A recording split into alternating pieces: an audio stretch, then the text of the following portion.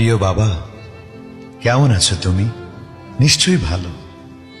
আর ভালো থাকবেই বা না কেন? শুধু এই ভালো থাকার জন্যই তো হঠাৎ স্বার্থপর পরিচয়ে পাড়ি দিয়েছ কল্পনাহীন অপ্রত্যাশিত এক আগন্তুক হয়ে। আচ্ছা বাবা, এখনো কি তোমার সেই মাথা ভর্তি টেনশন আর হৃদয় ভরা ভাবনাগুলো ভাবায়? এখনো কি তুমি হঠাৎ উচ্চ রক্তচাপে মাথায় পানি ঢালতে বলো? ওহো, কথায় কথায় বলতে ভুলেই তো গেছি। তুমিহীনা আমি আর আমরাই বা কেমন আছি। জানো বাবা, তোমাকে ছাড়া এখন আমরা দারুণ দারুণ আনন্দ আর আহ্লাদ দিন কাটাই।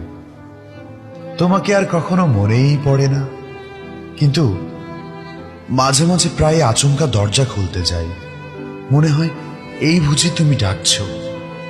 তোমাকে আর মনে না পড়লেও মাঝে মাঝে সেই বায়নাগুলোর কথা এখনো মনে পড়ে বাবা।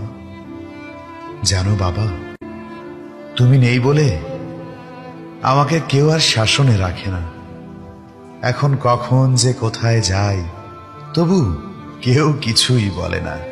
তুমি নেই বলে প্রিয় পিচ্চিটার অদ্ভুত সব আবদার অপূর্ণতার বেড়াজালে বেড় পাকিয়ে ভীষণ নীরব থাকে এখন।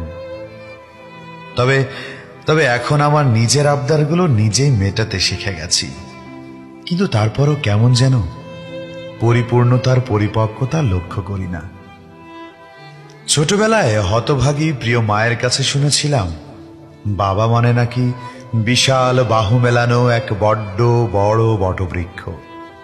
কিন্তু কিন্তু সামান্য সাংসারিক নামক বৈষয়িক নড়বড়ে বাতাসেই উপড়ে পড়ে যায়, সেটা কারোর কাছে শেখা হয়নি কখনো। তুমিহীনা এখন পাগলিটা আর পিচ্চিগুলোর অদ্ভুত আবদারগুলো রাখবে কে? ও, এখন তো সব দায়িত্বই আমার। অজানার এক অনিশ্চিত পথে কেমন আছো তা জানি না, শুধু দোয়া করি ভালো থেকো। পারলে পারলে আমার জন্য দোয়া রেখো, যেন তোমার মতো স্বার্থপর হয়ে না পালিয়ে যাই, যেন সবই ঠিকঠাক সামলাতে পারি।